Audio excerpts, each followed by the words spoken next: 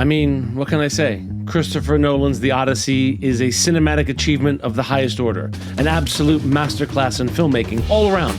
Not just Nolan's direction, but the acting is top-notch, the script, the music, the goddamn costumes. And while I originally had some reservations about Matt Damon playing Odysseus going into The Odyssey, my man got jacked, by the way. By the end, I couldn't think of another actor who could have pulled this off. 10 of 10. No notes. Hey, I'm Mike. I studied film, I work in TV, and if you love movies as much as I do, hit that subscribe button and get notified when new content's posted. Where do I even start with this one? I guess it's fitting that an epic tale like The Odyssey has been turned into a larger-than-life theatrical presentation by one of today's premier filmmakers. My first thoughts are to give props to Christopher Nolan for writing a spectacular script. I know there's been a lot of ballyhoo about the ancient Greek speaking a modern version of English, but you have to put that aside. Accents and period-specific dialogue would have taken us out of the story completely. But speaking of story, that's why I brought it up first. I'm sort of a whore for themes. I love a good thematic thread, and since this is based on Homer's epic tale, a story that has literally been with us for ages, it's ripe with strong themes running through it. I'm not a scholar of the ancient Greek tragedies, but on its surface, the Odyssey is about Odysseus making his way back home after a victorious battle at Troy. While stories of his victory have made their way back home, Odysseus has a tough time finding his way back again. His men believe that Odysseus has upset Zeus for breaking Zeus's law. That's code for war crimes. The horrors that they had to do to achieve that victory, and for not properly honoring the dead soldiers that have fallen under his command. Thematically, in my opinion, Nolan's The Odyssey is about the horrors of war and the soldiers who have to live with their actions for the rest of their lives. Ancient PTSD. Sure, they won the battle, but the horrors they committed will live with them forever. And those crimes has tainted the victory. The Odyssey is a tale that has been told and retold in one form or another for generations. Oh Brother, Where Art Thou being the most obvious, but The Wizard of Oz, Cold Mountain, even Rambo or First Blood, the original Rambo movie.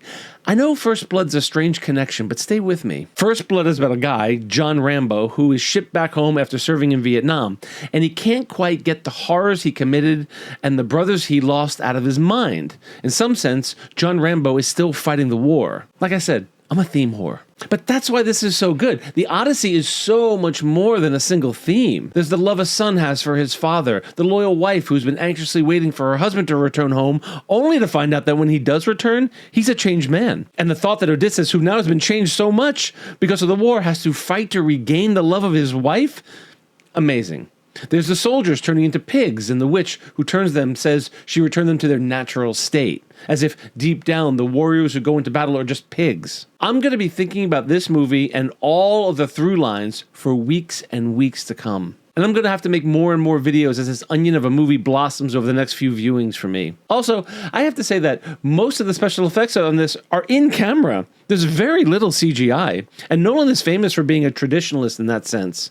If you see 1,000 soldiers, you better believe that there were 1,000 extras running on that field. I saw videos of Matt Damon talking about shooting the fall of Troy scene, and buildings are collapsing around him. Those buildings are really collapsing around him. Christopher Nolan crafted a spectacular movie using good old-fashioned movie techniques. And that's where I have to give his producer and wife credit. Emma Thomas has produced all of his films, and she has a reputation for coming in on time and under budget. That's a rarity in Hollywood. And for something this massive, that's an even rarer rarity. The film was shot in 70mm. You don't need me to tell you why bigger is better, but it was the first time I saw custom popcorn buckets for the film format. This is still a little strange to me. Some of my friends are waiting until mid-August to see it in proper 70mm. I couldn't wait. I figured once the movie gets going, I'd forget about the size and get sucked into the story.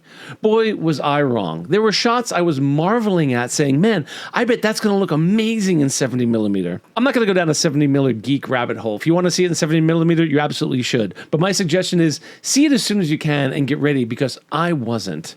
I wasn't ready for the emotion. I wasn't ready for the scale. I wasn't ready for the transformation I went through. I was joking with my son that I'm not the same person I was when I went into The Odyssey as I was when I came out, and that's true.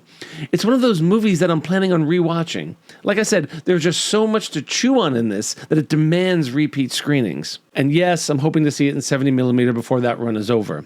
As I was watching The Odyssey, I kept being reminded of the first time I saw Apocalypse Now, or Back to the Future, or The Wizard of Oz. Images that in real time were burning themselves into our collective psyches. The first time I saw Martin Sheen emerge from that murky water. The first time I saw the DeLorean come out of Doc Brown's trailer. The first time we see the ruby slippers. They were shots that fundamentally changed me, and I was a completely different person after I had witnessed it.